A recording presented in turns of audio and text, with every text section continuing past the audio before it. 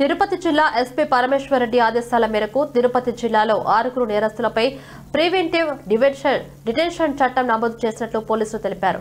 శాంతి పద్ధతులకు విఘాతం కలిగిస్తూ ఉన్న తరచూ నేరాలకు పాల్పడుతున్న వారిపై కఠిన చర్యలు తీసుకుంటామని ఎస్పీ స్పష్టం చేశారు. గంజాయి అక్రమ రవాణా విక్రయాలకు సంబంధించిన కేసుల్లో ఇప్పటికే 16 మందిని గుర్తించామని, త్వరలో వారిపై చట్టపరమైన చర్యలు కేసు నమోదు చేస్తామని ఎస్పీ పేర్కొన్నారు. భూ కబ్జాలకు పాల్పడే వ్యక్తులపై కూడా పీడీ యాక్ట్ నమోదు చేయడానికి వెనుకాడబోమని ఆయన తెలిపారు. జిల్లాలో చట్టాన్ని ఉల్లంఘించే వారికి ఎటువంటి మినహాయింపు ఉండదని, ప్రజలు ప్రశాంతంగా జీవించడానికి పోలీసులు ఎల్లప్పుడూ కృషి చేస్తారని ఎస్పీ తెలిపారు.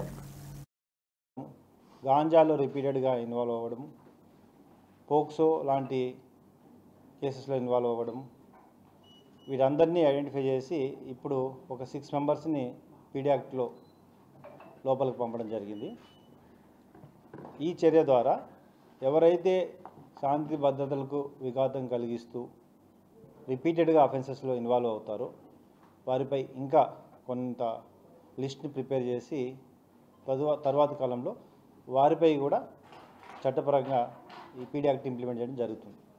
ముఖ్యంగా పోక్సో కేసులు అంటే చిన్నపిల్లలు, మైనర్ గర్ల్స్పై ఎవరైతే ఇన్వాల్వ్ అవుతున్నారో వారిపై ఇమీడియట్గా ఇప్పుడు మనం సస్పెక్ట్ షీట్స్ ఓపెన్ చేయడం జరుగుతుంది. అరెస్ట్ తర్వాత 13 ఏళ్ళు 14 సంవత్సరాల చిన్నపిల్లల్ని ల్యూర్ చేయడము, సెక్సువల్ అసాల్ట్ చేయడము, వీటిపై ఇప్పటికే దాదాపు 160 షీట్లు ఈ లాస్ట్ 1.5 ఇయర్లో ఓపెన్ చేయడం జరిగింది.